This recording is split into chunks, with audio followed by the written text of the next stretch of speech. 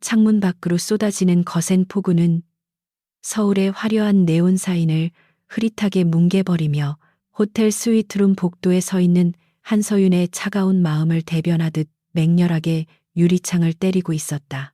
최고급 호텔의 육중한 마호가니 문 앞에서 그녀는 숨을 죽인 채 문틈 사이로 새어나오는 역겨운 신음소리와 낯뜨거운 대화를 듣고 있었다. 그것은 그녀가 내일이면 평생을 함께하기로 약속했던 약혼자 최민석의 목소리였고, 그와 엉켜있는 여자는 다름 아닌 서윤이 가장 경멸하는 이복동생 한유라였다. 배신감에 심장이 갈기갈기 찢어지는 듯한 고통이 밀려왔지만 서윤은 눈물 한 방울 흘리지 않은 채 주먹을 꽉 쥐어 손톱이 손바닥에 여린 살을 파고들게 만들었다. 지금 이 순간 그녀가 느끼는 감정은 단순한 슬픔이 아니라 뼛속까지 스며드는 차가운 분노와 혐오감이었다. 서윤은 당장이라도 문을 박차고 들어가 두 사람의 추악한 행태를 만천하에 폭로하고 싶었지만 타고난 이성이 그녀의 발목을 붙잡으며 냉혹한 현실을 상기시켰다. 내일 예정된 이사회에서 할아버지의 유언장이 집행될 예정이었고, 그 유언장의 핵심 조건은 그녀가 결혼을 통해 안정적인 가정을 꾸리는 것이었기 때문에 지금 파혼을 선언한다면 모든 것이 물거품이 될 터였다.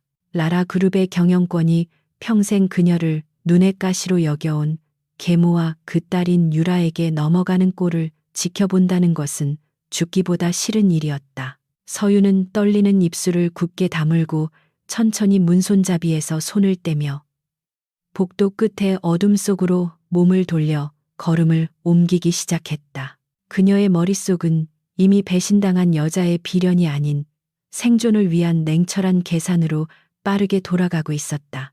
호텔 로비로 내려온 서윤은 쏟아지는 비를 뚫고 자신의 차에 올라타지 않고 답답한 가슴을 짓누르는 압박감에서 벗어나기 위해 무작정 거리로 걸어나갔다. 차가운 빗줄기가 그녀의 명품 드레스와 정성스럽게 세팅한 머리카락을 엉망으로 적셨지만 그녀는 개의치 않고 인적이 드문 뒷골목으로 향했다. 지금 당장 필요한 것은 최민석을 대체할 수 있는 존재, 즉 내일 당장 결혼식장에 들어갈 수 있는 꼭두각시 신랑이었다. 돈이나 권력은 필요 없었고 그저 서류상으로 깨끗하고 그녀의 말을 잘 들을 수 있는 남자면 충분했기에 그녀는 스스로의 비참한 처지에 헛웃음을 흘렸다. 대한민국 최고의 재벌가 상속녀가 결혼식 하루 전날 빗속을 헤매며 가짜 남편감을 찾아야 하는 이 상황이 지독한 블랙 코미디처럼 느껴졌다.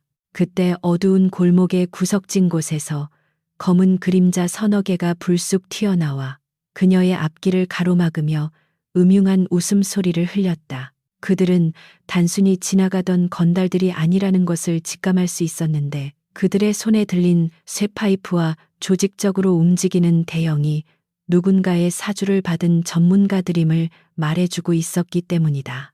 아마도 계모 측에서 그녀가 내일 이사회에 참석하지 못하도록 손을 쓴 것이 분명해 보였고 서윤은 공포보다는 지독한 분노를 느끼며 뒷걸음질 쳤다. 도망칠 곳 없는 막다른 골목에서 빗물에 젖은 바닥은 미끄러웠고 그녀가 신고 있는 하이힐은 도주에 전혀 도움이 되지 않는 상황이었다.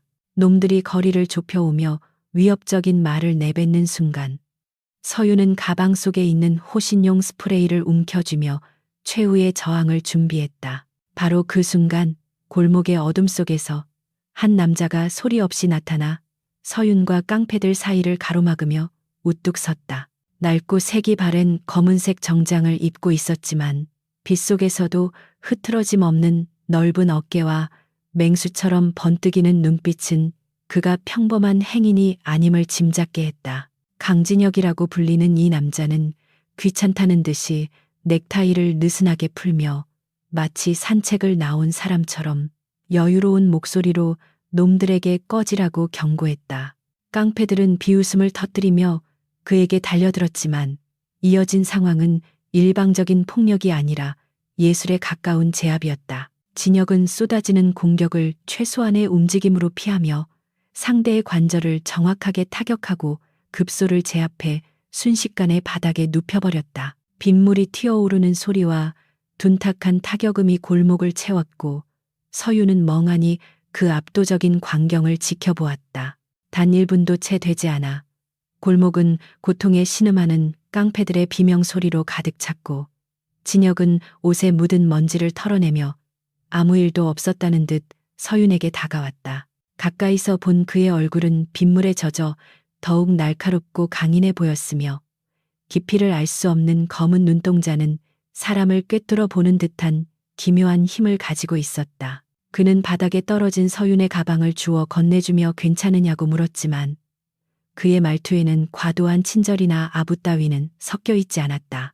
서윤은 본능적으로 이 남자가 자신이 찾던 완벽한 조건, 아니 그 이상의 무언가를 가지고 있음을 깨달았다. 그는 강했고 말이 없었으며 무엇보다 지금 당장 돈이 필요해 보이는 허름한 차림새를 하고 있었기에 통제하기 쉬울 것이라는 착각이 들었다. 서유는 떨리는 손으로 가방을 받아들며 숨을 골랐고 그녀의 머릿속에서는 위험하지만 매혹적인 계획이 빠르게 완성되어 가고 있었다. 그녀는 젖은 머리카락을 쓸어 넘기며 특유의 도도한 표정을 되찾았고 진혁을 똑바로 응시하며 대뜸 결혼해달라는 말을 내뱉었다. 그것은 프러포즈가 아니라 비즈니스 제안에 가까운 말투였으며 그녀는 당황하는 기색조차 없는 진혁에게 구체적인 조건을 제시하기 시작했다. 자신은 지금 당장 남편이 필요하고 당신은 경호원 일을 하는 것 같으니 내 전속 경호원이자 서류상 남편이 되어준다면 평생 만져보지 못할 거액을 주겠다고 제안했다. 서유는 자신의 제안이 거절당할 리 없다고 확신했는데 이 밑바닥 인생을 사는 남자에게 수십억 원의 돈은 영혼이라도 팔 수 있는 액수일 것이라 판단했기 때문이다. 진혁은 서윤의 당돌하고 무례하기까지 한 제안을 듣고도 화를 내거나 비웃지 않고 그저 흥미롭다는 듯 입가에 묘한 미소를 띄었다. 사실 그는 대한민국 재계 서열 1위인 미르그룹의 총수였지만 내부의 배신자를 색출하기 위해 신분을 숨기고 밑바닥부터 조사를 하던 중이었다. 눈앞의 여자가 경쟁사인 라라그룹의 후계자 한서윤이라는 것을 이미 알고 있었던 그는 그녀가 처한 절박한 상황과 그 속에 숨겨진 도끼를 꿰뚫어 보고 있었다. 진혁에게 있어 이 제안은 자신의 정체를 완벽하게 위장할 수 있는 훌륭한 방패막이가 될 수 있었고 무엇보다 이 오만하고 상처받은 여자가 앞으로 어떤 행보를 보일지 호기심이 생겼다. 그는 잠시 침묵을 지키다 천천히 고개를 끄덕이며 그 제안을 받아들이겠다고 낮게 읊조렸다. 서유는 안도의 한숨을 내쉬며 지갑에서 명함을 꺼내 그에게 건넸고 내일 아침까지 자신이 지정한 숍으로 오라고 지시했다. 그녀는 그가 자신의 진짜 정체를 알게 되었을 때 어떤 반응을 보일지 혹은 그가 감당할 수 없는 거대한 권력 싸움에 휘말리게 될지 걱정하지 않았다. 지금 그녀에게 강진혁은 그저 필요에 의해 사용하고 버릴 수 있는 도구 혹은 잘 훈련된 사냥개에 불과했기 때문이다. 하지만 서유는 빗속에 홀로 남겨진 진혁의 뒷모습을 보며 기묘한 전율을 느꼈는데 그것은 맹수를 우리에 가두려 할 때 느껴지는 본능적인 경계심 같은 것이었다. 그녀는 서둘러 대기하고 있던 수행기사의 차에 올라타며 내일 있을 전쟁을 위해 감정을 다시 차갑게 얼어붙게 만들었다. 차창 밖으로 멀어지는 서윤의 차를 바라보며 진혁은 주머니에서 최신형 스마트폰을 꺼내 어딘가로 전화를 걸었다. 그의 목소리는 방금 전의 투박한 말투와는 전혀 다른 권위와 위엄이 서려 있는 차가운 톤으로 바뀌어 있었다.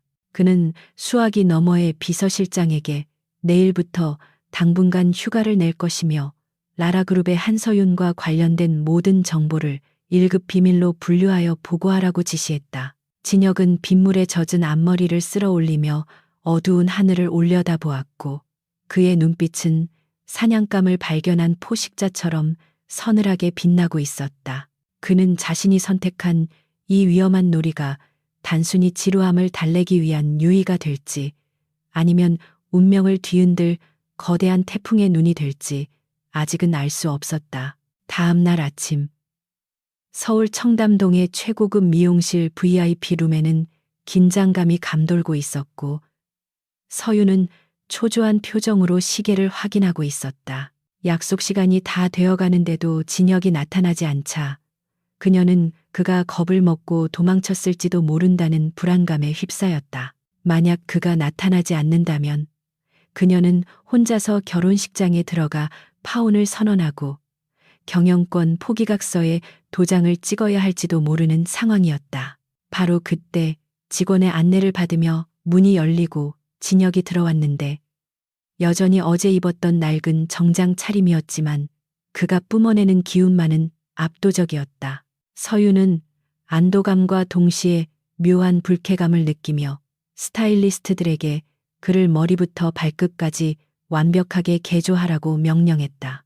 진혁은 순순히 서윤의 지시에 따르며 의자에 앉았고 수많은 전문가들이 그의 주위에 달라붙어 분주하게 움직이기 시작했다. 거울 속에 비친 자신의 모습을 바라보며 그는 쓴웃음을 지었는데 평소라면 수십 명의 수행 비서들이 챙겨주던 의전을 받던 그가 이제는 돈 몇 푼에 팔려온 가짜 남편 취급을 받고 있다는 사실이 아이러니했다. 하지만 그는 이 상황을 즐기기로 마음먹었고 잠시 후 완벽한 핏의 턱시도를 입고 머리를 깔끔하게 넘긴 자신의 모습이 드러나자 쇼반의 모든 사람들이 숨을 죽였다. 그는 더 이상 골목길의 낡은 경호원이 아니었고 태생부터 귀족이었던 것처럼 고귀하고 우아한 아우라를 뿜어내고 있었다. 서윤조차도 달라진 그의 모습에 넋을 잃고 잠시 말을 잇지 못했다. 서윤은 헛기침을 하며 당황한 기색을 감추려 노력했고 그에게 다가가 넥타이를 매만져주며 계약 조건을 다시 한번 상기시켰다. 오늘 하루 그는 완벽한 약혼자 연기를 해야 하며 절대 입을 열어 무식한 티를 내서는 안 된다고 신신당부했다. 진혁은 그녀의 걱정이 귀엽다는 듯 옅은 미소를 지으며 알겠다고 답했고 그 낮고 부드러운 목소리는 서윤의 귀를 간지럽히며 심장 박동을 아주 조금 빠르게 만들었다. 두 사람은 서로의 팔짱을 끼고 결혼식장으로 향하는 리무진에 올랐고 차 안에는 팽팽한 긴장감과 함께 알 수 없는 묘한 기류가 흐르고 있었다. 이제 곧 시작될 연극은 단순히 가족들을 속이는 것을 넘어 대한민국 재계 전체를 뒤흔들 거대한 스캔들의 서막이었다. 결혼식장이 마련된 호텔 연회장은 이미 수많은 하객들과 취재진으로 인산인해를 이루고 있었고 최민석은 입구에서 초조한 표정으로 서윤을 기다리고 있었다. 그는 어젯밤 서윤이 호텔에 왔었다는 사실을 전혀 모른 채 그저 그녀가 늦는 것에 대해 불만을 품고 있었다. 하지만 연회장의 문이 열리고 서윤이 낯선 남자의 팔짱을 끼고 당당하게 걸어 들어오는 순간 장내의 모든 소음이 일순간에 사라지고 정적이 감돌았다. 최민석은 자신의 눈을 의심하며 멍하니 입을 벌렸고 단상 아래에 앉아있던 계모와 한유라의 얼굴은 경악으로 하얗게 질려버렸다. 서윤은 승자의 미소를 띠며 진혁과 함께 버진 로드를 걸었고 그들의 등장은 마치 전쟁터에 나선 여왕과 그녀를 호위하는 흑기사처럼 위엄있고 강렬했다. 연회장의 공기는 마치 시간이 멈춘 듯 무겁게 내려앉았고 수백 명의 시선이 입구에 서 있는 두 사람에게 꽂히며 숨막히는 정적이 흘렀다. 한서윤의 옆에 선 강진혁은 단순히 잘생긴 남자의 범주를 넘어선 범접할 수 없는 제왕적 아우라를 뿜어내며 주위의 공기 흐름마저 바꿔놓고 있었다.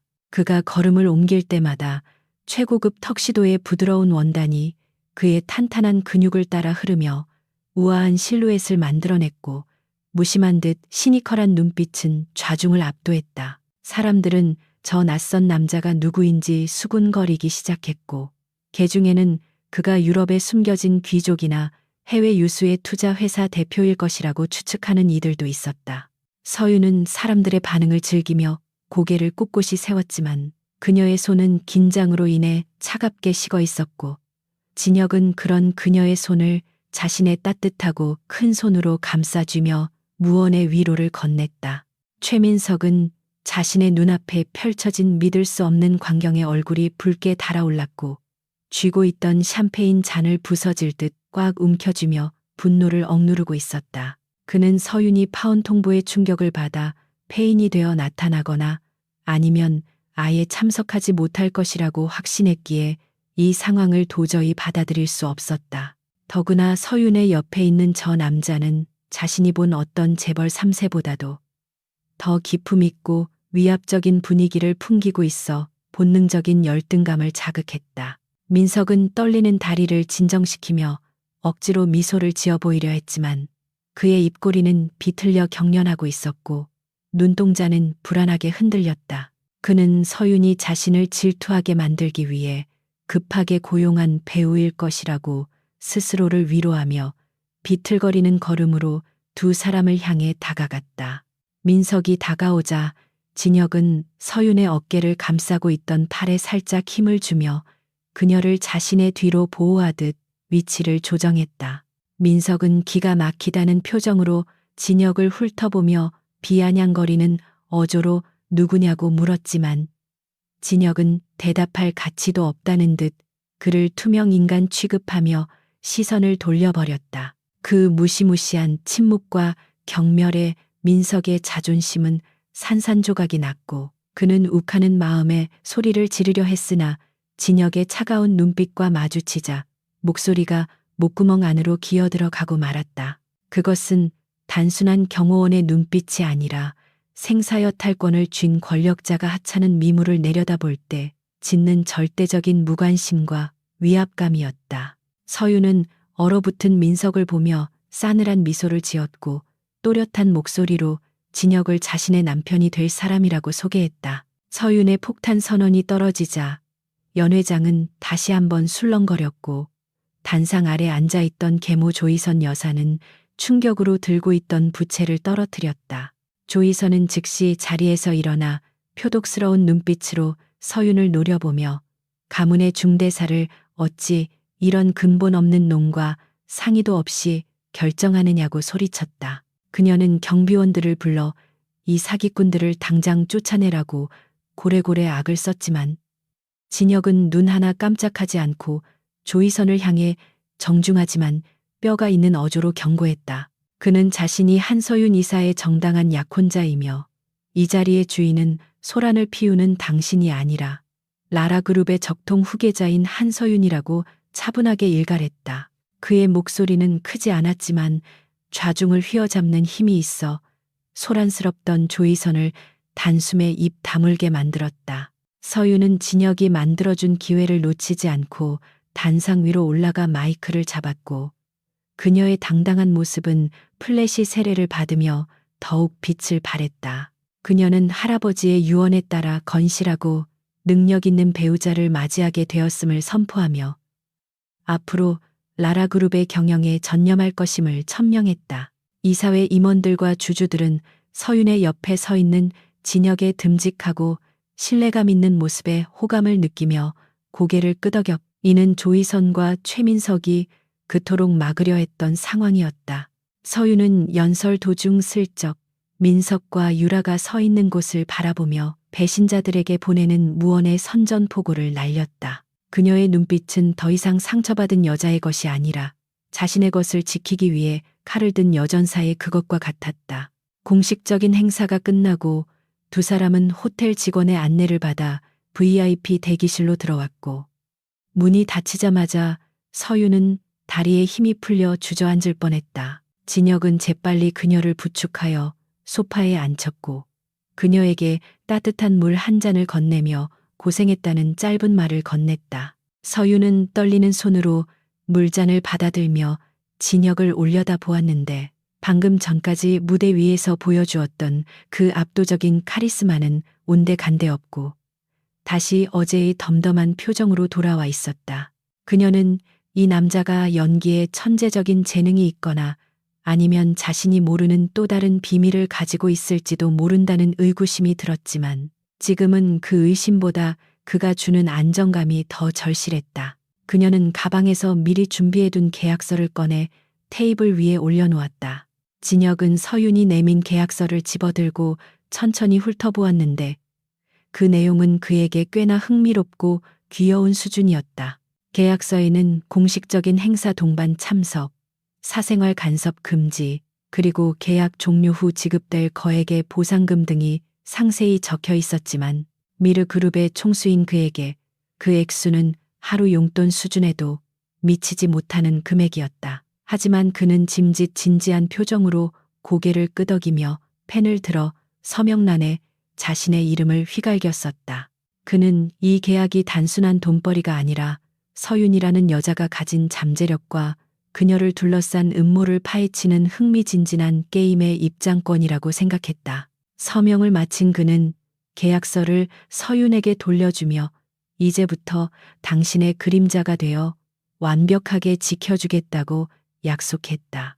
대기실 밖에서는 최민석이 초조하게 서성거리며 서윤이 나오기를 기다리고 있었는데 그는 어떻게든 이 상황을 되돌리거나 서윤을 협박해서라도 주도권을 잡아야 한다고 생각했다. 마침내 문이 열리고 서윤과 진혁이 나오자 민석은 다급하게 서윤의 팔을 거칠게 낚아채며 대화를 요구했다. 그러나 그 순간 진혁의 손이 번개처럼 움직여 민석의 손목을 강하게 비틀었고 민석은 외마디 비명을 지르며 바닥에 무릎을 꿇었다.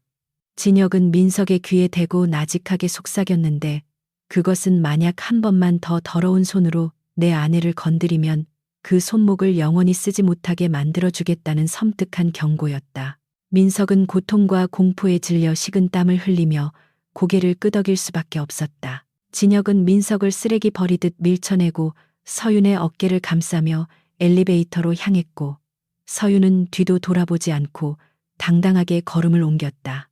엘리베이터 문이 닫히고 두 사람만의 공간이 되자 서윤은 참았던 숨을 몰아쉬며 진혁에게 고맙다는 말을 전했다. 그녀는 방금 전 진혁이 보여준 행동이 단순한 계약 이행을 넘어선 무언가 진심이 담긴 보호였다는 느낌을 지울 수 없었다. 진혁은 거울에 비친 서윤의 창백한 얼굴을 바라보며 앞으로는 혼자서 모든 짐을 짊어지려 하지 말라고 조언했다. 그의 말은 서윤의 가슴 깊은 곳에 있는 외로움을 건드렸고 그녀는 낯선 남자에게서 느껴지는 이 기묘한 위로에 혼란스러워하면서도 묘한 설렘을 느꼈다. 호텔 로비를 빠져나와 준비된 리무진에 오르자 밖은 여전히 비가 내리고 있었지만 차 안은 아늑하고 조용했다. 운전석에는 진혁이 미리 섭외해둔 미르그룹의 정혜 요원이 기사로 위장해 앉아 있었고 그는 백미러를 통해 뒷좌석의 주군에게 눈짓으로 인사를 보냈다. 진혁은 눈짓으로 가볍게 답하며 서윤이 눈치채지 못하게 자연스럽게 창밖을 바라보았다. 그는 오늘 밤 나라그룹의 내부 구조와 적들의 면면을 파악했고 특히 최민석과 조이선의 뒤에 더 거대한 검은 돈이 흐르고 있음을 직감했다. 이제 그의 목표는 단순히 서윤을 돕는 것을 넘어 이 썩어빠진 판을 완전히 뒤집어 엎고 정의를 구현하는 것으로 확장되고 있었다. 차는 빗길을 뚫고 서윤의 저택으로 향했고 침묵 속에서 두 사람은 각자 다른 생각을 하고 있었지만 목적지는 같았다. 서윤은 내일부터 시작될 회사 내의 전쟁을 준비하며 전략을 짜고 있었고 진혁은 그 전쟁에서 서윤이 다치지 않도록 가장 완벽한 방패이자 검이 될 준비를 하고 있었다. 창밖의 도시 야경이 빠르게 스쳐 지나가는 동안 두 사람의 손은 아주 얇은 간격을 두고 시트 위에 놓여 있었다. 우연인 듯 필연인 듯 차가 흔들릴 때마다 살짝 닿는 서로의 온기는 차가운 비즈니스 관계 속에 피어나는 작은 불씨와도 같았다. 이 불씨가 거대한 화염이 되어 모든 것을 태워버릴지 아니면 따뜻한 등불이 되어 서로를 비춰줄지는 오직 시간만이 알고 있었다. 저택에 도착하자 진혁은 먼저 내려 서윤을 위해 문을 열어주었고 우산을 받쳐들며 그녀가 비에 젖지 않도록 세심하게 배려했다. 집 안으로 들어서자 고용인들이 놀란 눈으로 낯선 남자를 바라보았지만 서윤은 단호한 태도로 그를 새 주인으로 모시라고 명령했다. 진혁은 고용인들에게 정중하게 고개를 숙여 인사하며 특유의 친화력을 발휘했고 그 모습에 서윤은 다시 한번 놀라움을 금치 못했다. 깡패를 때려 눕히던 야수 같은 모습과 상류층 파티를 압도하던 귀족적인 모습, 그리고 지금 보여주는 소탈하고 예의 바른 모습까지 강진혁이라는 남자는 마치 양파처럼 까도 새로운 매력이 나오는 미스터리한 존재였다. 서유는 진혁에게 게스트룸을 안내해주며 오늘은 피곤할 테니 일찍 쉬라고 말했지만 진혁은 잠들기 전 집안의 보안 상태를 점검하겠다고 자청했다. 그는 전문가다운 눈빛으로 창문과 출입구, CCTV 위치를 확인하며 보안의 허점을 체크했고 서유는 그런 그의 프로페셔널한 모습에 든든함을 느꼈다. 사실 진혁은 보안 점검을 핑계로 도청 장치나 감시 카메라가 없는지 확인하고 있었는데 예상대로 거실과 서재 곳곳에서 미세한 신호가 잡히는 것을 감지했다. 그는 입가에 차가운 미소를 띠며 이 집안조차 안전한 곳이 아니라는 사실을 확인했다. 사냥터는 이미 마련되었고 이제 사냥개들이 들이닥칠 시간만 남았다는 것을 그는 본능적으로 알 수 있었다. 밤이 깊어지고 서윤이 잠자리에 들자 진혁은 자신의 방에서 암호화된 통신 장비를 꺼내 비서실장에게 연락을 취했다. 그는 오늘 파티에서 확보한 최민석의 음성 데이터와 조이선의 인맥 리스트를 전송하며 그들의 자금 흐름을 낱낱이 추적하라고 지시했다. 창밖의 빗소리는 점점 잦아들고 있었지만 진혁의 눈은 어둠 속에서 더욱 형형하게 빛나고 있었다. 그는 서윤이 잠든 방 쪽을 잠시 응시하다가 나지막한 목소리로 혼잣말을 중얼거렸다. 걱정 마. 이제부터 내가 다 처리해 줄 테니까. 그것은 단순한 혼잣말이 아니라 자신의 여자를 건드린 대가가 얼마나 혹독한지 보여주겠다는 제왕의 맹세였다. 최민석은 자신의 사무실 책상 위에 놓인 고가의 크리스털 명패를 집어던져 산산조각을 내며 억눌러왔던 분노를 참지 못하고 고래고래 고함을 질렀다.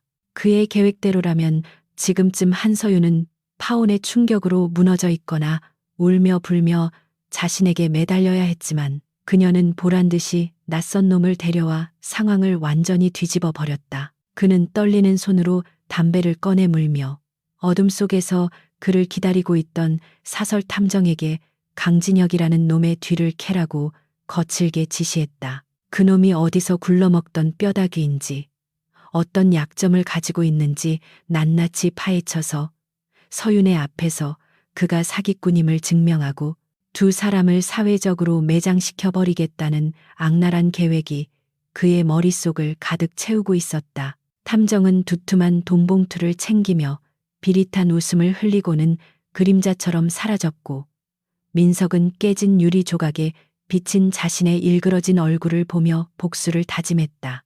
같은 시각 라라그룹의 본사 25층 이사 집무실은 마치 폭격을 맞은 듯한 침울하고 긴박한 분위기에 휩싸여 있었다. 민석과 계모 조이선이 손을 쓴 탓에 오랫동안 거래해 오던 원단 공급 업체들이 줄줄이 계약 해지를 통보해왔고 주거래 은행조차 대출 연장을 거부하며 자금 압박을 가해오기 시작했기 때문이다.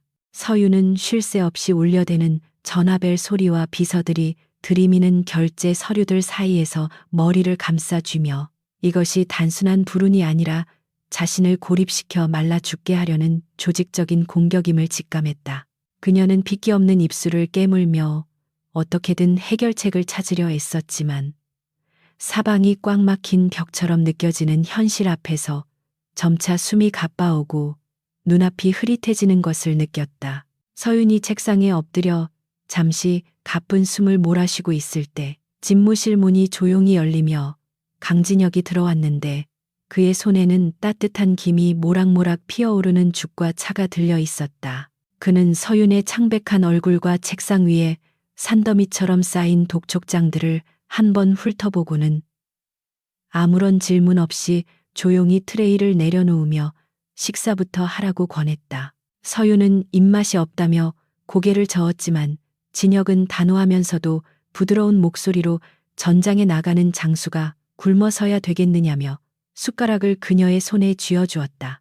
그의 말에는 묘한 설득력이 있었고 서윤은 마지못해 죽을 한술 뜨면서 텅 빈 위장으로 따뜻한 온기가 퍼져나가는 것을 느끼자 갑자기 울컥하는 감정이 치밀어 오르는 것을 억지로 삼켰다.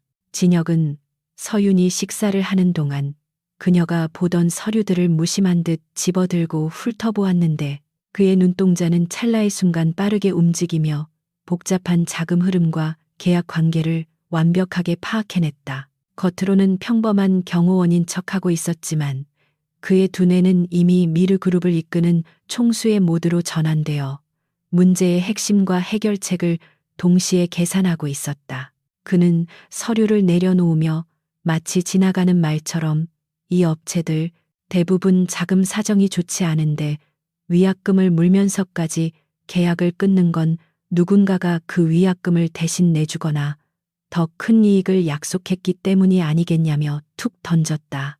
그 한마디는 혼란 속에 있던 서윤의 머릿속을 번개처럼 스치고 지나갔고 그녀는 숟가락을 멈추고 진혁을 멍하니 올려다보았다. 서윤은 진혁의 통찰력에 놀라움을 감추지 못하며 그에게 시선을 고정했지만 진혁은 그저 어깨를 으쓱하며 드라마에서 많이 본 내용이라서요 라고 능청스럽게 둘러댔다. 하지만 서윤은 그의 눈빛 깊은 곳에서 장난기 어린 태도와는 다른 날카롭고 지적인 빛을 감지했고 이 남자가 단순히 몸만 쓰는 경호원이 아닐지도 모른다는 의심을 품기 시작했다. 그러나 지금은 그 의심을 파헤칠 여유가 없었기에 그녀는 다시 업무에 집중하며 진혁이 던져준 힌트를 바탕으로 대응 전략을 수정하기 시작했다. 진혁은 그런 그녀를 방해하지 않으려 조용히 소파에 앉아 잡지를 보는 척했지만 실은 스마트폰으로 비서실장에게 암호화된 메시지를 보내며 반격의 서막을 준비하고 있었다. 밤이 깊어 자정이 훌쩍 넘은 시각. 서윤은 결국 밀려오는 피로를 이기지 못하고 책상 위에 엎드린 채 잠이 들었고 사무실에는 규칙적인 숨소리만이 고요하게 울려 퍼졌다. 진혁은 자리에서 일어나 소파에 있던 담요를 가져와 그녀의 어깨에 조심스럽게 덮어주며 잠든 그녀의 얼굴을 한참이나 내려다보았다. 평소에 독하고 차가운 모습은 온데간데 없고 무방비하게 잠든 그녀의 얼굴은 세상 모든 짐을 짊어진 어린아이처럼 안쓰러워 보였다. 그는 무의식적으로 손을 뻗어 그녀의 흘러내린 머리카락을 귀 뒤로 넘겨주려다 멈칫하며 자신이 선을 넘고 있는 것은 아닌지 스스로에게 되물었다. 하지만 가슴 한구석에서 피어오르는 알 수 없는 연민과 보호 본능은 그가 오랫동안 잊고 살았던 낯선 감정이었다. 진혁은 서윤이 깨지 않도록 조심스럽게 사무실을 빠져나와 비상계단으로 향했고 그곳에서 미르그룹의 재무팀장에게 전화를 걸어 차가운 명령을 내렸다. 그는 내일 아침까지 라라그룹을 압박하는 하청업체들의 채권을 모두 사들이고 은행장에게 직접 연락해 대출 연장을 승인하지 않으면 미르그룹과의 모든 거래를 끊겠다고 전해라라고 지시했다. 그의 목소리는 낮았지만 그 무게감은 산을 옮길 듯 육중했고 수화기 너머의 재무팀장은 즉각적인 이행을 약속하며 전화를 끊었다. 진혁은 어둠 속에서 타오르는 도시의 야경을 바라보며 감히 네 사람을 건드린 대가가 얼마나 혹독한지 뼈저리게 느끼게 해주겠다고 다짐했다. 다음 날 아침 서윤은 책상 위에서 뻐근한 몸을 일으키며 눈을 떴고 밤새 덮여있던 담요를 발견하고는 잠시 멍한 표정을 지었다. 그녀가 상황 파악을 하기도 전에 비서가 격앙된 목소리로 들어와 믿을 수 없는 소식을 전했는데 그것은 어제까지만 해도 등을 돌렸던 업체들이 새벽같이 찾아와 다시 계약을 맺자며 사정을 하고 있다는 것이었다. 게다가 은행에서는 대출 연장 승인은 물론이고 추가 금리 인하 혜택까지 제공하겠다는 공문을 보내왔다는 보고에 서윤은 자신의 귀를 의심했다. 도저히 상식적으로 이해할 수 없는 기적 같은 반전에 그녀는 어안이 벙벙해졌고 이 모든 것이 하룻밤 사이에 일어났다는 사실에 전율을 느꼈다. 서윤은 이 믿기 힘든 상황의 배후에 누군가가 개입했음을 직감하고 고개를 돌려 소파에 앉아있는 진혁을 바라보았다. 그는 마치 아무 일도 모른다는 듯이 평온한 얼굴로 신문을 읽으며 커피를 마시고 있었지만 서윤은 어젯밤 그가 던졌던 힌트와 담요의 온기를 떠올리며 강한 의구심을 품었다. 그녀가 다가가 당신이 한 일이에요? 라고 단도직입적으로 물었지만 진혁은 눈을 동그랗게 뜨며 제가 무슨 힘이 있겠습니까? 아마 이사님의 진심이 하늘에 닿았나 봅니다라고 너스레를 떨었다. 서윤은 그의 대답이 거짓말임을 알면서도 왠지 모르게 그 거짓말이 싫지 않았고 오히려 든든한 버팀목처럼 느껴져 가슴 한편이 따뜻해졌다. 한편 탐정으로부터 보고를 받은 최민석은 예상치 못한 결과에 경악하며 손에 쥐고 있던 위스키 잔을 바닥에 떨어뜨렸다. 탐정은 강진혁이라는 남자, 과거 기록이 너무 깨끗합니다. 마치 누군가가 지우개로 싹 지운 것처럼 초등학교 생활기록부 하나조차 찾을 수가 없습니다라며 난색을 표했다. 민석은 등골이 서늘해지는 공포를 느꼈는데 대한민국에서 이 정도로 완벽하게 신분을 세탁할 수 있는 사람은 국가정보기관이나 거대 범죄 조직 혹은 상상할 수 없는 권력자뿐이었기 때문이다. 그는 자신이 건드린 상대가 단순한 경호원이 아닐지도 모른다는 불길한 예감에 사로잡혔지만 이미 돌아올 수 없는 강을 건넜기에 멈출 수 없다는 것을 알고 있었다.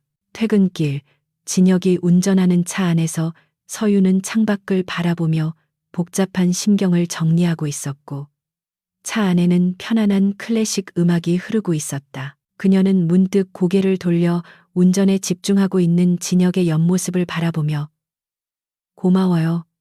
어제 그리고 오늘 전부다라고 작게 속삭였다.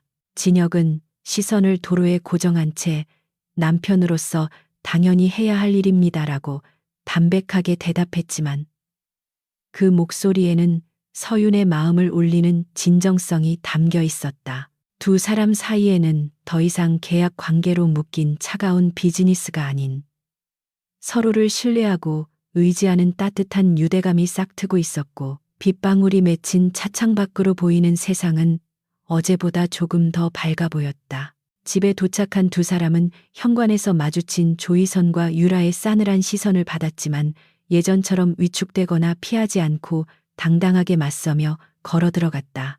조이선은 서윤의 기세가 꺾이기는커녕 더욱 등등해진 것을 보고 분을 사기지 못해 입술을 파르르 떨었지만 진혁이 서윤의 곁을 지키고 있는 한 함부로 덤벼들 수 없음을 본능적으로 깨달았다. 진혁은 조이선에게 가볍게 목례를 건네며 지나갔지만 그 찰나의 순간 그의 눈빛에서 뿜어져 나온 살기는 조이선의 등줄기를 오싹하게 만들기에 충분했다. 서윤은 자신의 방으로 들어가며 방문을 닫기 전 진혁과 눈을 마주쳤고 두 사람은 말없이 미소를 교환하며 서로에게 굿나잇 인사를 대신했다.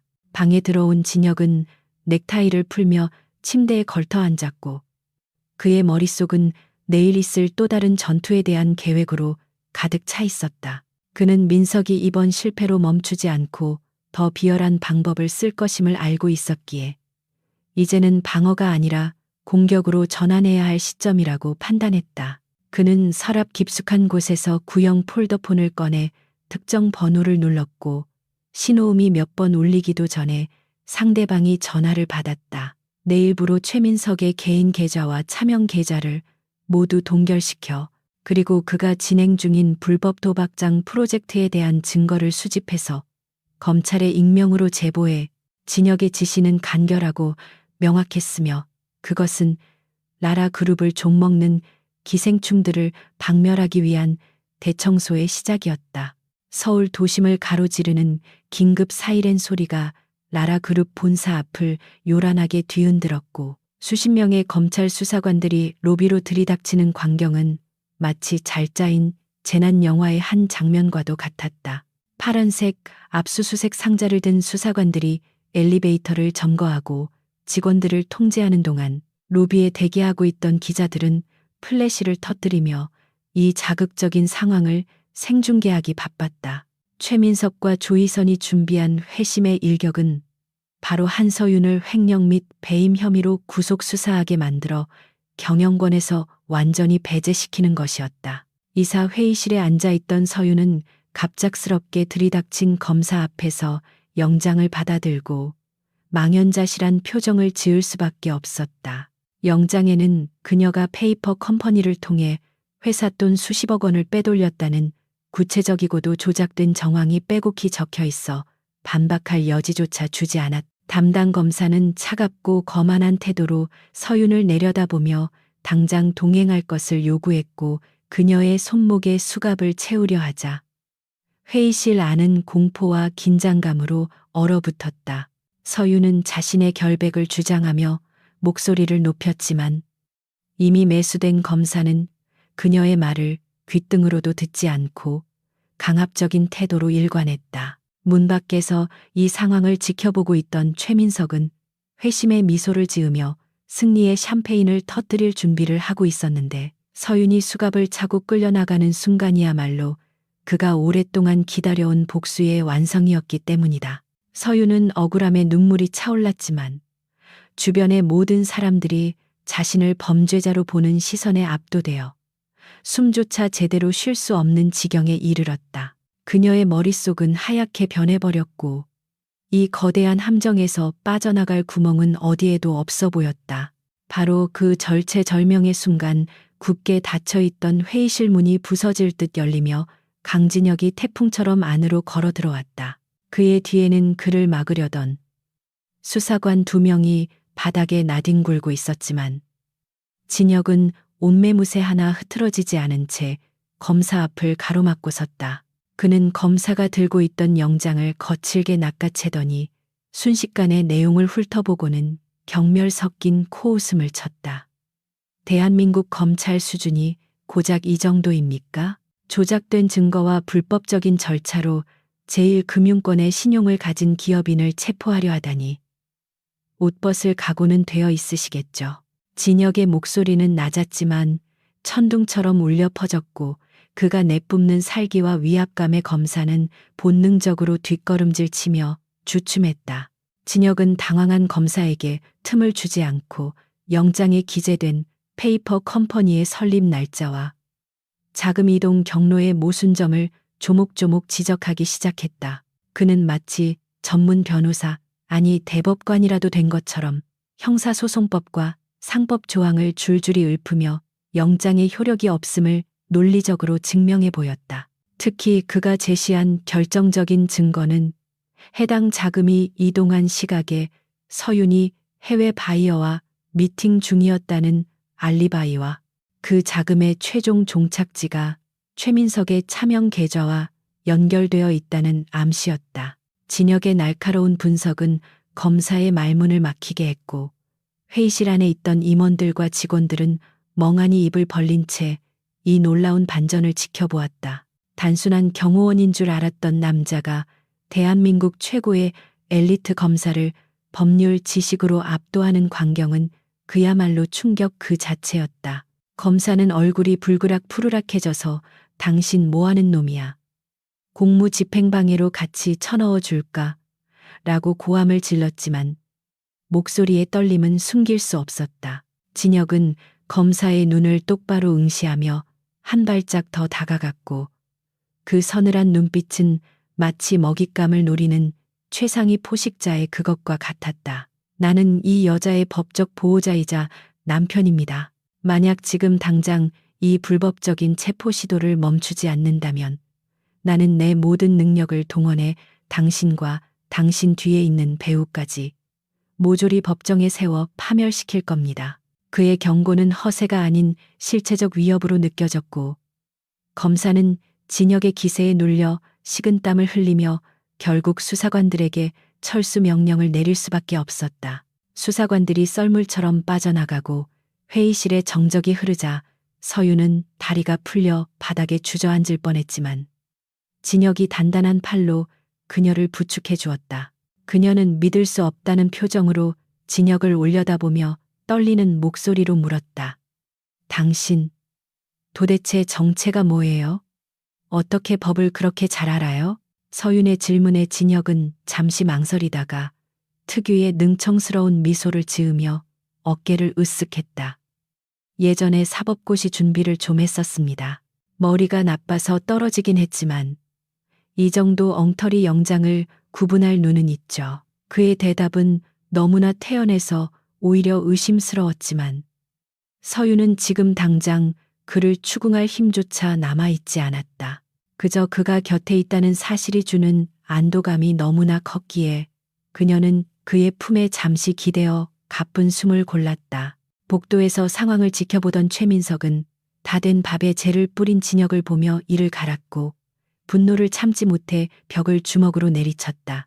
그는 자신의 계획이 이렇게 허무하게 무너진 것을 믿을 수 없었고 무엇보다 강진혁이라는 존재가 점점 더 거대한 벽처럼 느껴져 두려움이 엄습해왔다. 민석은 급히 어딘가로 전화를 걸어 그 자식 보통 놈이 아니야.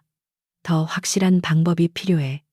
이번엔 실수하면 안 되라고 소리치며 다음 계획을 독촉했다. 그의 눈은 광기로 번들거리고 있었고 이제는 이성이 아닌 증오심만이 그를 움직이는 동력이 되어 서윤과 진혁을 파멸시키기 위한 최후의 수단을 강구하게 만들었다. 한편 진혁의 활약은 단순히 라라 그룹 내에서만 화제가 된 것이 아니라 엉뚱한 곳에서 불똥이 튀기 시작했다. 당시 현장에 있던 한 기자가 진혁의 얼굴이 선명하게 찍힌 사진을 찍어 SNS에 올렸고 이 사진은 순식간에 퍼져나가며 정체불명의 집단에게 포착되었다. 어두운 밀실에서 모니터를 응시하던 한 남자가 사진 속 진혁의 눈빛을 확대하며 섬뜩한 미소를 지었다. 찾았다. 강진혁. 미르그룹의 사라진 용이 이 조그만 연못에 숨어 있었군. 그는 미르그룹 내에서 진혁을 몰아내고 경영권을 차지하려는 반대파 세력의 수장이었고 진혁의 위치가 노출된 것은 곧 그에게 닥칠 거대한 위기를 의미했다. 진혁이 서윤을 지키기 위해 능력을 드러낸 것이 역설적으로 그 자신을 위험에 빠뜨리는 도화선이 된 셈이었다. 그날 저녁 진혁은 서윤을 안전하게 귀가시킨 후 자신의 방에서 비서실장으로부터 긴급 보고를 받았다. 회장님, 반대파 세력이 회장님의 위치를 파악한 것 같습니다. 감시망에 낯선 신호들이 잡히고 있습니다. 더 이상 신분을 숨기는 것은 위험합니다. 비서실장의 다급한 목소리에 진혁은 창밖의 어둠을 응시하며 깊은 고민에 빠졌다. 그는 서윤의 복수가 완성될 때까지 곁을 지키고 싶었지만 자신의 존재가 오히려 그녀에게 더 큰 위험을 불러올 수 있다는 사실을 깨달았다. 그는 주먹을 꽉 쥐며 결단을 내렸다. 상관없어. 놈들이 오기 전에 내가 먼저 끝낸다. 내일 밤 모든 것을 걸고 놈들의 숨통을 끊어놓겠다. 진혁은 서재로 내려가 서윤이 일하고 있는 모습을 문틈으로 조용히 지켜보았다. 그녀는 여전히 산더미 같은 서류와 씨름하며 라라 그룹을 정상화하기 위해 고군분투하고 있었고 그 모습은 안쓰러우면서도 아름다웠다. 진혁은 자신이 떠나야 할 시간이 다가오고 있음을 직감하며 남은 시간 동안 그녀에게 해줄 수 있는 최선이 무엇인지 생각했다. 그것은 단순히 그녀를 보호하는 것을 넘어 그녀가 스스로 일어설 수 있도록 가장 강력한 무기를 쥐어주는 것이었다. 그는 조용히 문을 닫고 자신의 비밀 금고를 열어 미르 그룹의 인장이 찍힌 서류 봉투 하나를 꺼냈다. 그것은 라라 그룹을 위기에서 구할 수 있는 천문학적인 자금 지원 약정서였지만 동시에 자신의 정체를 밝히는 결정적인 증거이기도 했다. 다음 날 라라 그룹은 어제의 소동이 거짓말인 것처럼 평온을 되찾았지만 물밑에서는 더욱 치열한 암투가 벌어지고 있었다. 최민석은 조이선과 결탁하여 서윤을 납치하려는 계획을 세우고 있었고 이를 위해 전문적인 청부업자들을 고용했다. 그들은 법과 여론으로 서윤을 무너뜨릴 수 없다는 것을 깨닫고 물리적인 힘을 사용해 그녀를 강제로 제거하고 경영폭이 각서에 도장을 찍게 하려는 막장 시나리오를 준비했다. 민석은 이번엔 경호원 나부랭이가 끼어들 틈도 없을 거야. 쥐도 새도 모르게 처리해라며 잔인한 명령을 내렸다. 그 시각 진혁은 이상한 낌새를 눈치채고 서윤의 동선을 평소보다 더욱 철저하게 체크하며 경계를 강화하고 있었다. 점심시간 서윤은 진혁과 함께 회사 근처의 공원을 산책하며 잠시 휴식을 취하고 있었다. 그녀는 벤치에 앉아 진혁에게 조심스럽게 물었다. 계약 기간이 끝나면 당신은 어디로 갈 건가요? 그녀의 질문에는 단순한 호기심을 넘어선 아쉬움과 그리움이 묻어 있었다. 진혁은 그녀의 눈을 바라보며 잠시 침묵하다가 씁쓸한 미소를 지으며 대답했다. 글쎄요, 아마도 제자리로 돌아가겠죠. 하지만 약속할게요. 당신이 완전히 안전해질 때까지는 절대 떠나지 않습니다. 그의 말은 서윤의 가슴을 울렸지만 동시에 알 수 없는 불안감을 안겨주었다. 그녀는 그가 말하는 제자리가 어디인지, 그리고 그가 떠난 후의 빈자리를 자신이 감당할 수 있을지 확신할 수 없었다. 오후가 되자 민석이 고용한 괴한들이 회사 주변에 배치되기 시작했고, 진혁의 예민한 감각은 공기의 흐름이 변했음을 감지했다. 그는 서윤에게 오늘은 일찍 퇴근하여 안전한 곳으로 이동하자고 제안했지만 서윤은 중요한 미팅이 남아있다며 고집을 부렸다. 진혁은 그녀를 설득하려 했지만 그녀의 책임감과 의지를 꺾을 수 없음을 알고 한숨을 쉬며 한 발 물러섰다. 대신 그는 자신의 비밀 경호팀에게 비상 대기 명령을 내리고 자신의 재킷 안쪽에 숨겨진 특수 통신 장비를 점검했다. 오늘 밤 피할 수 없는 격돌이 일어날 것임을 예감한 그의 심장은 차갑게 식어가며 전투 태세로 돌입했다. 미팅이 끝나고 모두가 퇴근한 늦은 밤, 텅 빈 지하 주차장에서 서윤과 진혁은 차로 향하고 있었다. 그때 검은 승합차 2대가 굉음을 내며 나타나 그들의 앞뒤를 가로막았고 차문이 열리며 쇠파이프와 전기 충격기를 든 복면 괴한들이 쏟아져 나왔다. 서윤은 공포에 질려 비명을 질렀지만 진혁은 침착하게 그녀를 자신의 등 뒤로 숨기며 자세를 낮췄다. 겁먹지 마요. 내 등 뒤에서 절대로 떨어지지 않겠다고 약속해요. 진혁의 목소리는 흔들림이 없었고 그 단단한 등은 세상에서 가장 안전한 요새처럼 느껴졌다. 괴한들이 달려드는 순간 진혁의 눈빛이 푸르게 빛나며 인간의 한계를 넘어선 속도로 움직이기 시작했다. 진혁은 첫 번째로 달려드는 괴한의 팔을 꺾어 무기를 빼앗고 그 탄력을 이용해 뒤따라오던 2명을 동시에 걷어찼다. 그의 동작은 군더더기 없이 깔끔하고 치명적이었으며 좁은 주차장 공간을 완벽하게 활용하여 다수의 적을 상대했다. 하지만 괴한들의 숫자는 너무 많았고 그들은 서윤을 목표로 집요하게 파고들었다. 진혁은 서윤을 보호하면서 싸우느라 평소의 기량을 100% 발휘하기 힘들었고 그 틈을 타한 놈이 서윤의 머리채를 잡으려 했다. 진혁은 자신의 몸을 던져 그 공격을 막아냈지만 날카로운 흉기가 그의 어깨를 스치며 붉은 선혈이 튀었다. 서윤은 진혁의 부상을 보고 충격을 받았지만 진혁은 고통조차 느끼지 못하는 듯 더욱 맹렬한 기세로 적들을 몰아붙였다. 그러나 적들은 진혁이 지쳐가기를 기다리며 포위망을 좁혀왔고 설상가상으로 주차장 입구에서 또 다른 차량이 들어오며 상황은 최악으로 치달았다. 진혁은 직감적으로 이것이 단순한 납치 시도가 아니라 자신을 제거하기 위해 파견된 킬러들이 섞여 있음을 깨달았다. 그는 숨을 몰아쉬며 서윤의 손을 꽉 잡고 속삭였다. 이제부터 전력 질주해야 합니다. 나를 믿고 딥시다. 서윤은 눈물 범벅이 된 얼굴로 고개를 끄덕였고 2 사람은 찰나의 빈틈을 노려 주차장 비상구 쪽으로 몸을 날렸다. 뒤에서 고함 소리와 발자국 소리가 쫓아왔지만 그들은 서로의 손을 놓지 않고 어둠 속으로 질주했다. 이 밤은 아직 끝나지 않았고 진짜 지옥은 이제부터 시작이었다.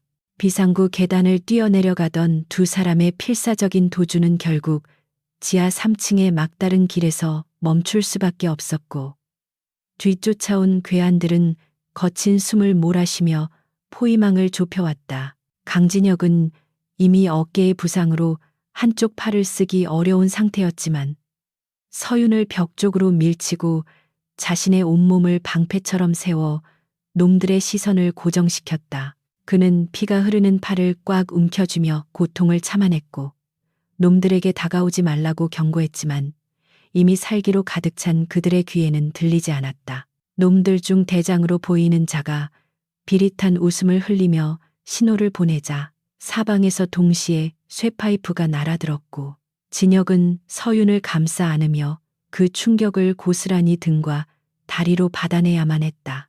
둔탁한 타격음과 함께 진혁의 입에서 억눌린 신음이 터져 나왔지만 그는 끝까지 서윤을 놓지 않고 버티며 인간의 한계를 시험하고 있었다.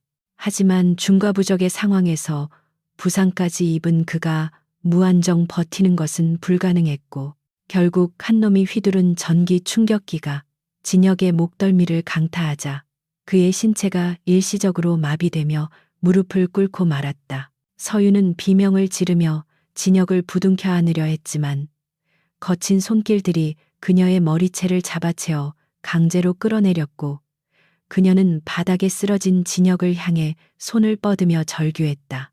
진혁은 흐릿해지는 시야 속에서 서윤이 검은 승합차에 실려가는 모습을 무력하게 지켜봐야만 했고 놈들은 그가 죽었다고 판단했는지 서윤만을 데리고 굉음을 내며 주차장을 빠져나갔다.